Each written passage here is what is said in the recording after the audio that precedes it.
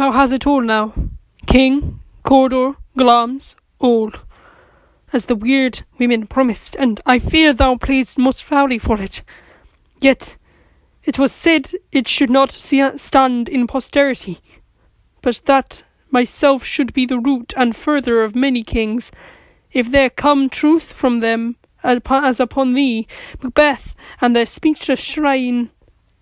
Why be the verities on thee made good? May not be my oracles as well, and set me up in hope. But hush, no more, no more.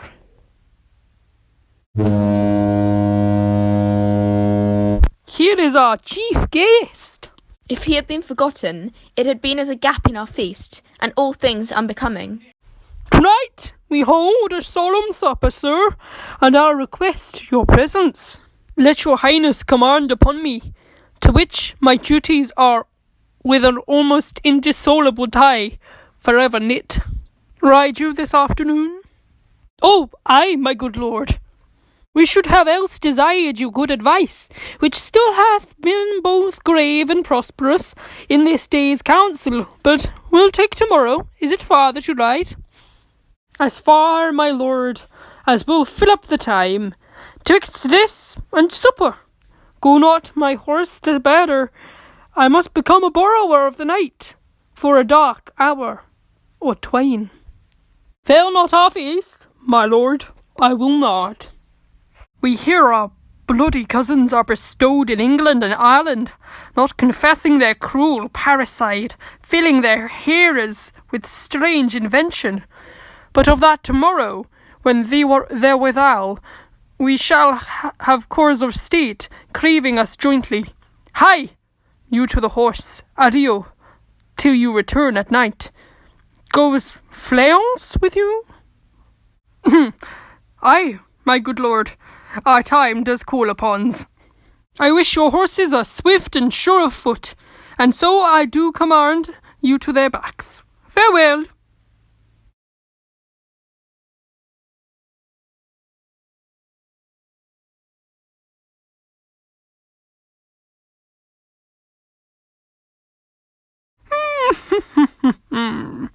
Let every man be the master of his time till 7 at night, to make society the sweeter welcome. We will keep ourself till supper time alone, while then God be with you.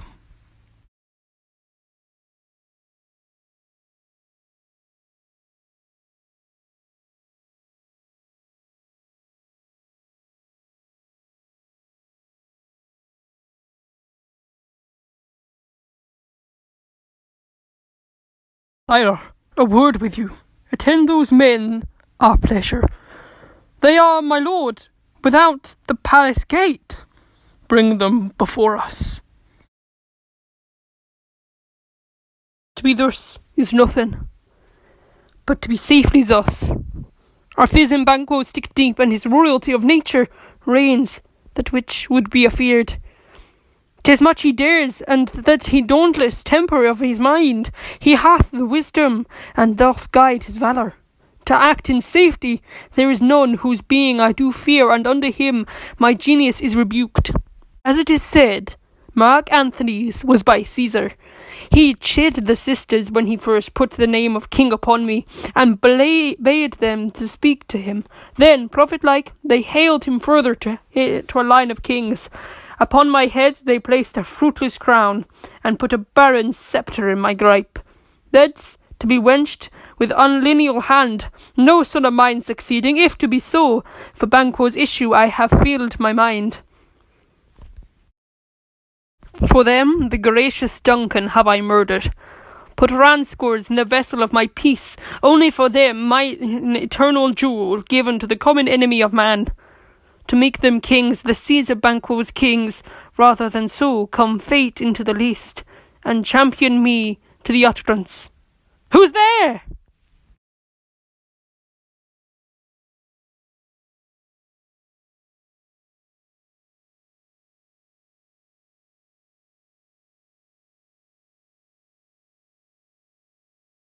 Go to the door, and wait there till we call.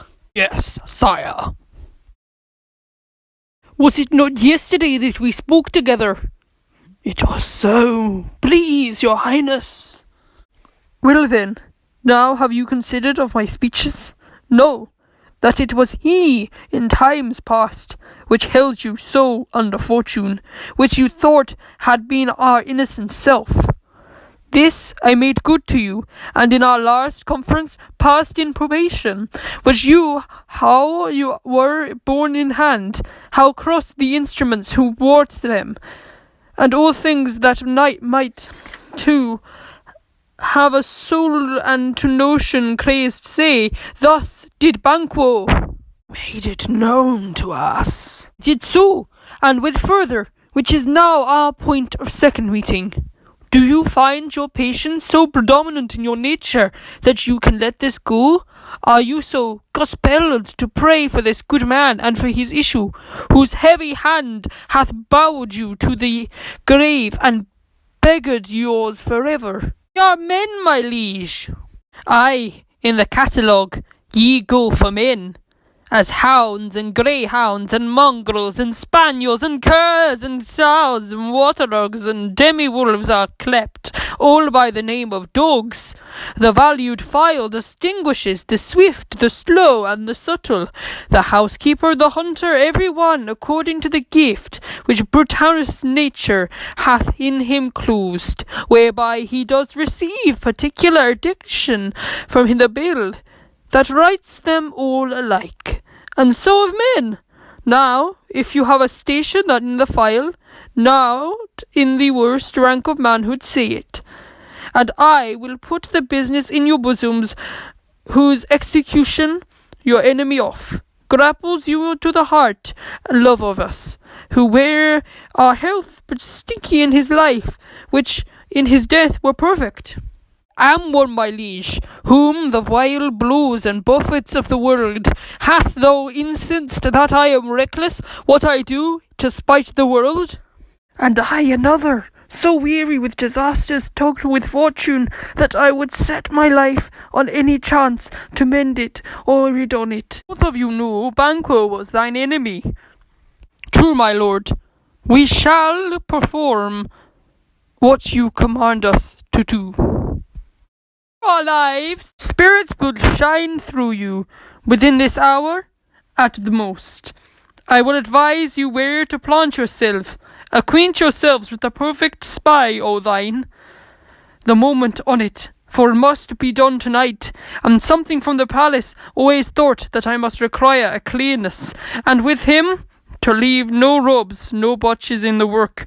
Fleance, his son that keeps his company, whose absence is no less material to me than in his father's, must embrace the fate of that dark hour. Resolve yourselves apart. I'll come to you anon. You are resolved, my lord. I call upon you straight. Abide within.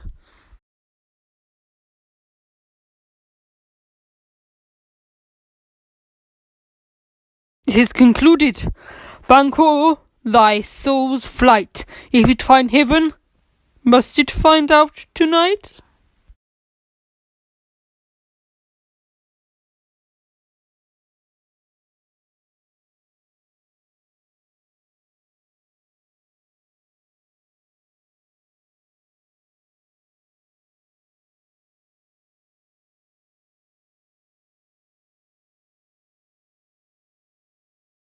Is Banquo gone from court? Ay, madam, but he returns tonight. Say to the king, I would attend his leisure for a few words. Madam, I will.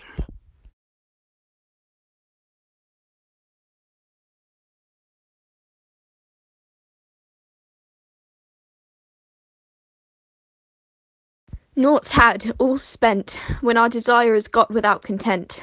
'Tis safer to be that which we destroy, than by destruction dwell in doubtful joy.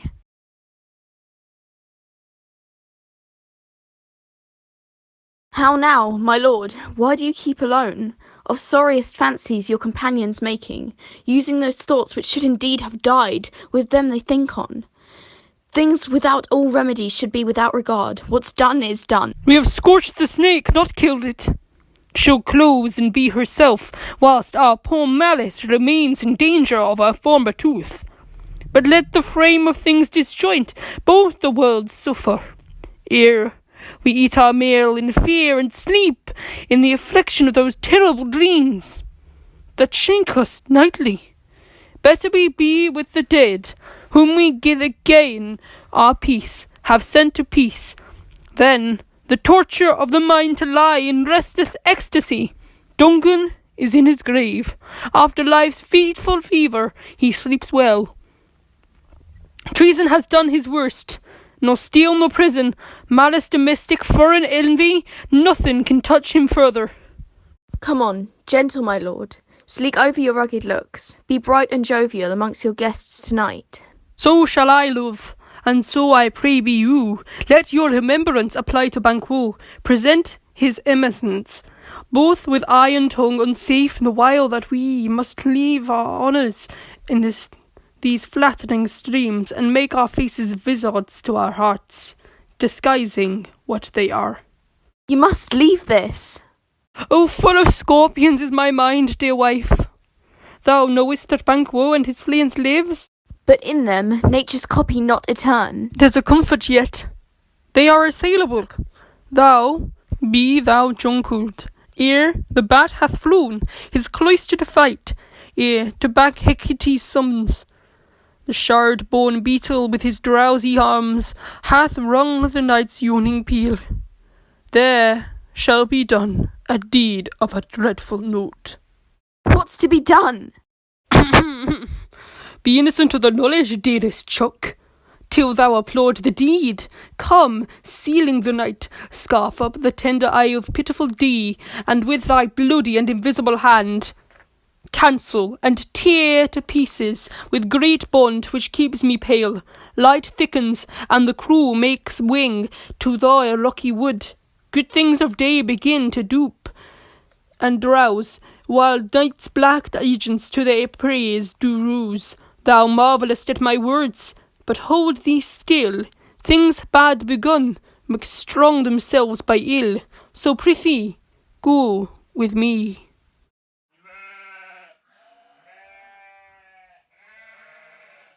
Who did bid thee join us?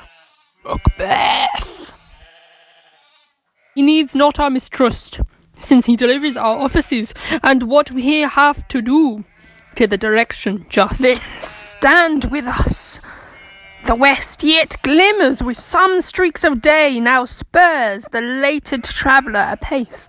To gain their timely inn, the near approaches the subject of our watch. Hark!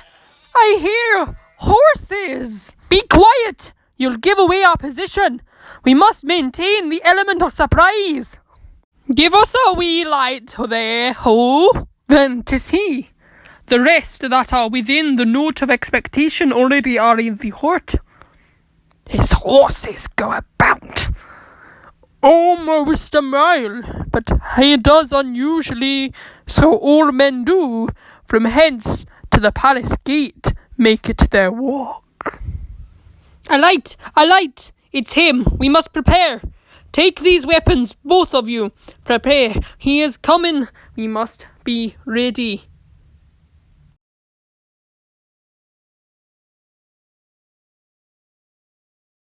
Stand to it. In order, as the plan the master gave us suggested. It will rain tonight. Let it come down!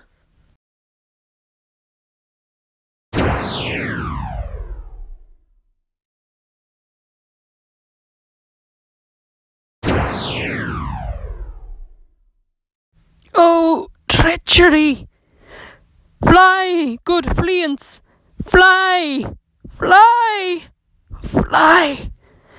Thou mayest revenge, O slave!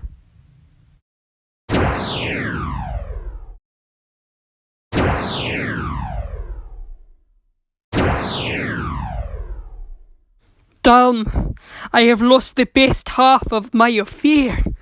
Well, and see how much is done, I guess. I suppose now I won't have to share the ransom, at least.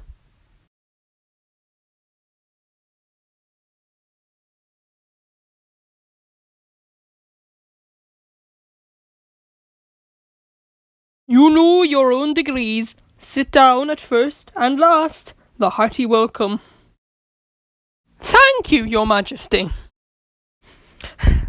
Ourself will mingle with the society and play the humble host. Our hostess keeps her state, but in the best time we will require her welcome. Pronounce it for me, sir. To all our friends, for my heart speaks they are welcome. Sir, one of the village men from earlier insists on speaking to you now. Bring him into my office. As you wish, sire.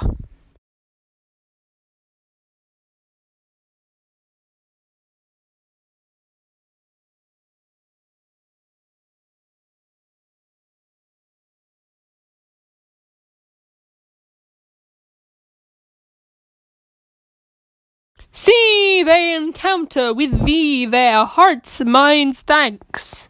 Both sides are even, here I'll sit in the midst, be large in mirth, anon, anon, anon. We'll drink a measure to the table round. There's blood upon thy face. Yes, Banquos then. 'Tis better thee without than he within. Is he dispatched? Aye, sire. I blasted him right through the chest, and watched as the life poured out of him.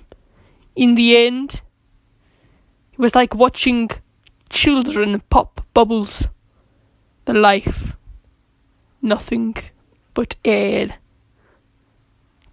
concealing his true form. That I did for him.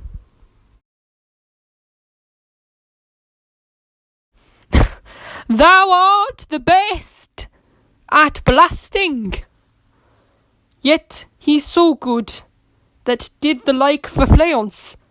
If thou didst, then thou art the best. Most royal sir, Fleance is escaped. What? What? What? I had else been perfect, whole, the marble founded as the rock, as broad and general as the casing air. But now I am cabined, cribbed, confined, bound in to saucy doubts and fears. You have failed, weak man. Thou darest say you art a man. You have failed, and so have your accomplices, and for that you shall join them in death.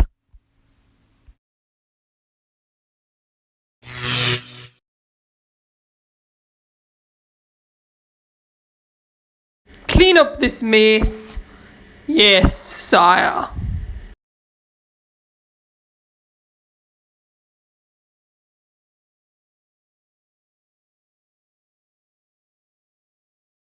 My royal lord, you do not give the cheer. The feast is sold that is not often vouched while 'tis a making. 'Tis given with welcome.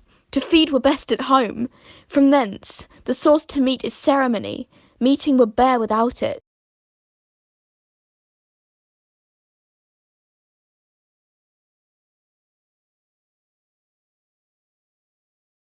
May it please your highness, sit. Aye, yes, yes, yes, indeed. What? Sweet remembrance. Now good digestion, weight on appetite, and health on both. Here had we now our country's honour roofed it.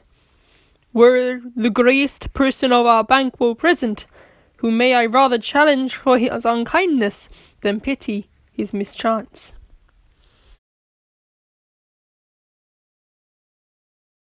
His absence, sir? Lies blame upon his promise, pleased, your highness, to grace us with your royal company. The table is full, Here's a place reserved, sir.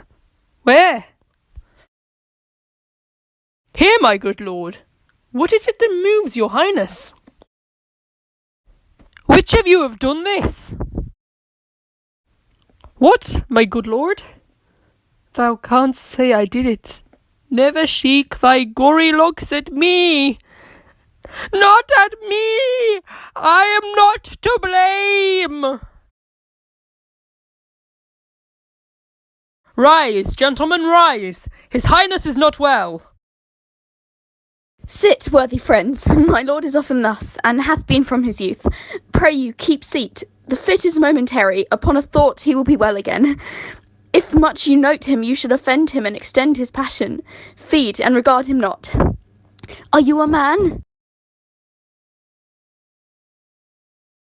Aye, and a bold one, that today look on that which might appall the devil.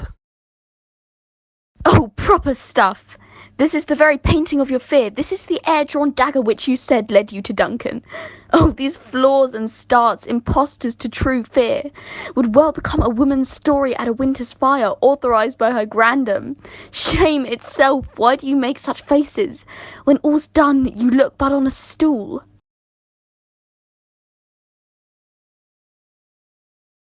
Prithee, see there, behold, look low, how you say you. Why, what do I care? If thou cannot nod, speak to. If charnel houses and our graves must send those that we bury back, our monuments shall be the moors of kites.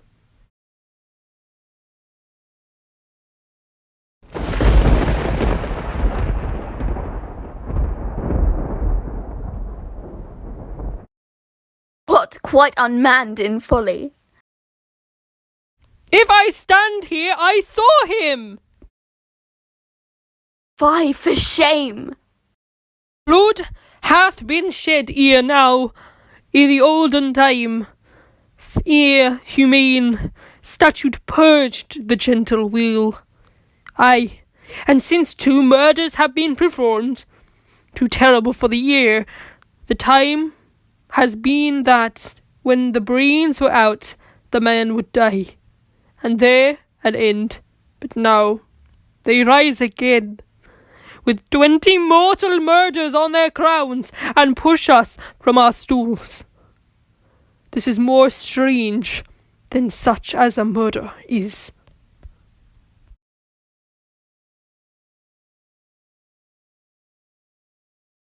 My worthy lord, your noble friends do lack you. I do forget. Do not muse at me. For my most worthy friends, I have a strange infirmity, which is nothing more to those that know me. Come, love and health to you all. Then I'll sit down. Give me some wine. Fill full.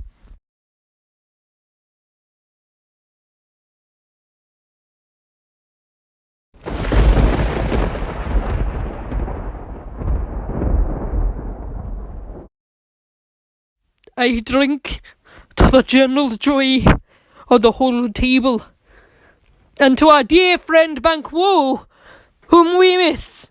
Would he were here. To all and him we thirst, and all to all. Our duties and the pledge. Want and quit my sight. Let the earth hide thee. Thy bones are marrowless, thy blood is cold. Thou hast no speculation in those eyes which thou dost glare with.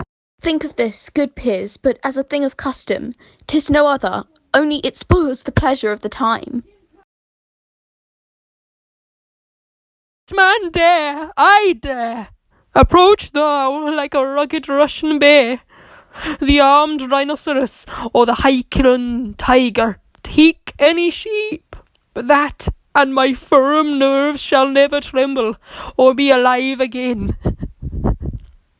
And dare me to desert with thy sword, if trembling I inhabit, then protest me, the baby of a girl. Hence horrible shadow, unreal mockery, hence. Why so? Being gone, I am a man again. Pray you, sit still. Have displaced the mirth, broke the good meeting with most admired disorder. And such things be, and overcome us like a summer's cloud, without our special wonder. You make me strange, even to the deposition that which I owe. When now I think you can behold such sights, and I keep the natural ruby of your cheeks, when mine is blanched with fear. What sights, my lord? Pray you, speak not. He grows worse and worse. Question enrages him. At once, good night. Stand not upon the order of your going, but go at once. What? And better health attend his majesty. Kind good night to all. It will have blood, they say. Blood will have blood. Stones have known to move and trees to speak. Augurs and understand relations have by magpies and coos and rooks brought forth the secretest man of blood. What is the night? Almost at odds with morning. Which is which? Thou sayest thou that Macduff denies his person at our great bidding. Did you send to him, sir? I hear it by the way, but I will send.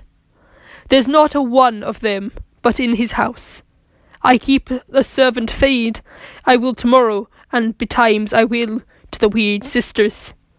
More shall they speak, for now I am bent to know, by the worst means the worst for my own good.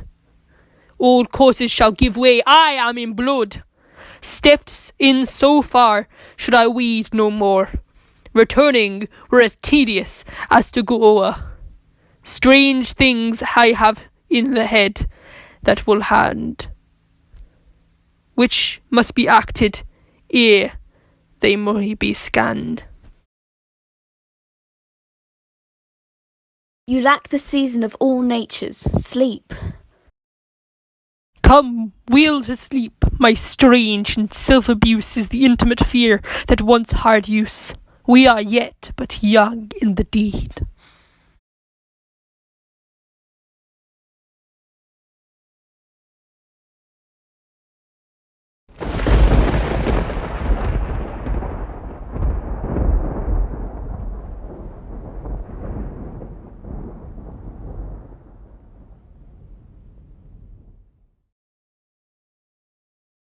Hello now, Hecate. You look angry. Have I not reason, beldams, as you are, saucy and overbold? How did you dare to trade and traffic with Macbeth in riddles and affairs of death? And I, the mistress of your charms, the close contriver of all harms, was never called to bear my part, or show the glory of our art. 'Tis worse, all you have done have been but for a wayward son, spiteful and wrathful, who, as others do, loves for his own ends, not for you. But make amends now, get you gone, and at the pit of Acheron meet me in the morning. Thither he will come to know his destiny. Your vessels and your spells provide, your charms and everything beside. I am for the air, this night I'll spend unto a dismal and fateful end. Great business must be wrought ere noon, upon the corner of the moon. There hangs a vaporous drop profound, I'll catch it ere it come to the ground. And that distilled by magic sleights shall raise such artificial sprites, as by the strength of their illusion shall draw him on to his confusion. Spurn fate, scorn death, and bear his hopes above wisdom, grace, and fear, and you all know security is mortal's chiefest enemy. Come away, Hecate, Hecate, oh come away. I come with all the speed I may. I come with all the speed I may. I'm called, my little spirit, see, sits in a foggy cloud and stays for me.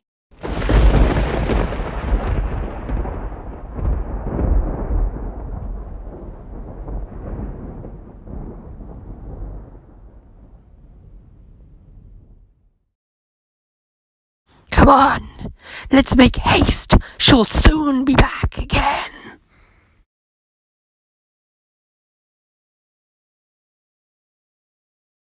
My former speeches have but hit your thoughts, which can interpret further, only I say things have been strangely born. The gracious Duncan was pitted for Macbeth marry. He was dead.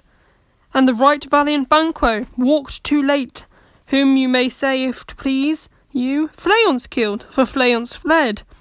Men must not walk too late. Who cannot want the thought how monstrous it was for Malcolm and Donalbain to kill their gracious father? Damned fact! How it did grieve Macbeth!